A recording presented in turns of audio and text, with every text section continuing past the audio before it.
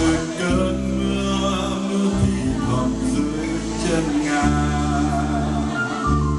Em đứng lên mùa thu tàn tạ, hàn cây khô cành bơ vơ, hàn cây đưa em đi về giọt nắng nhấp nhô.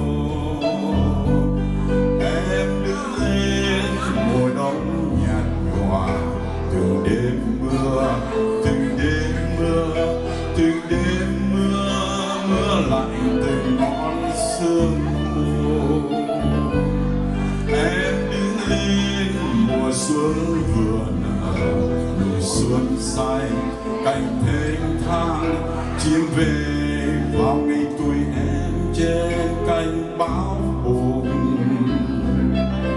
Rồi mùa xuân không về, mùa thu cũng ra đi, mùa đông vơi vơi, mùa hạ khói mây. Từ núi em gọi tình yêu dấu chiếc mây, gọi thân áo gầy, gọi buồn ngất ngây. Ôi tóc em dài đến thật mỏi, vùng tương lai chợt xa xôi.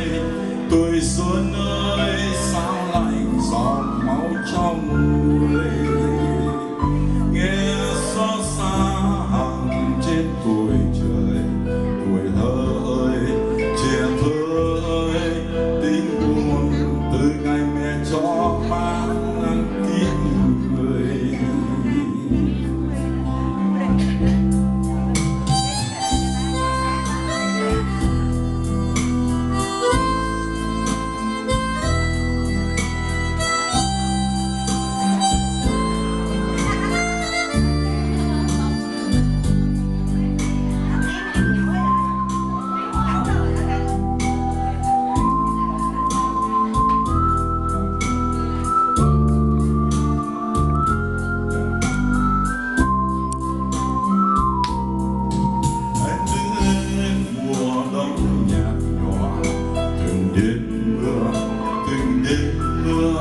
Từng đêm mưa, mưa lạnh từng ngọn sương mù.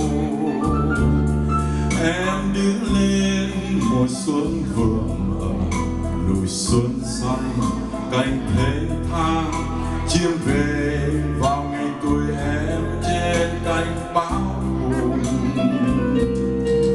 Rồi mùa xuân không về, mùa thu cũng ra đi, mùa đông vơi vơi, mùa hạ khói mây. Nay em gọi tình yêu dấu chiếc bay, gọi thân áo gầy, gọi buồn ngất ngây. Ôi tóc em dài đến thần thoại, tương lai chợt xa xôi. Tuổi xuân ơi sao lạnh giọt máu trong người, nghe xót xa hàng trên tuổi trời. Trẻ thơ ơi, trẻ thơ ơi, tình buồn từ ngày mẹ cho mang nắng kiếp người, nghe xót xa hàng trên tuổi trời.